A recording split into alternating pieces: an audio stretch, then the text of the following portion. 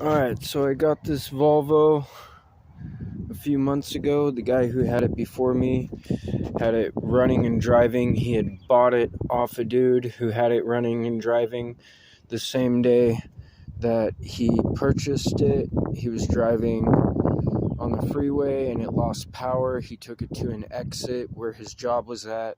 It was parked there. His boss needed it gone, so he traded it to me for a tattoo. So the first thing we did was check, but then it just wouldn't start. So then we checked the basic things with the battery and all that. This was replaced. I bought a new one of those because I tested that ignition coil and it wasn't putting out enough, so I got the new one.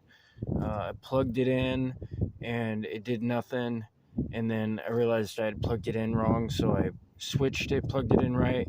It does crank. I put a new fuel filter in. I guess that's important with these. So that's a new fuel filter. Just need to tighten that guy up still. And so we just can't figure out why it won't. It seems like it's getting spark there. It's getting fuel somewhere between there and here. Something's not happening right. So I'll show you what the inside of the distributor looks like. Maybe you'll see something that I don't see. But yeah, and then so tightened this up when I first got it. It was a little bit loose. Tighten that up. It's got oil. It's got gas. When you put the key in the car, you can hear the fuel pump kick over. And obviously it's working because it makes it to the front of the car.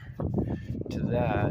So I'm not used to a carburetor like this where it's all like enclosed in. I'm used to it with the circle on top. So this is like kind of like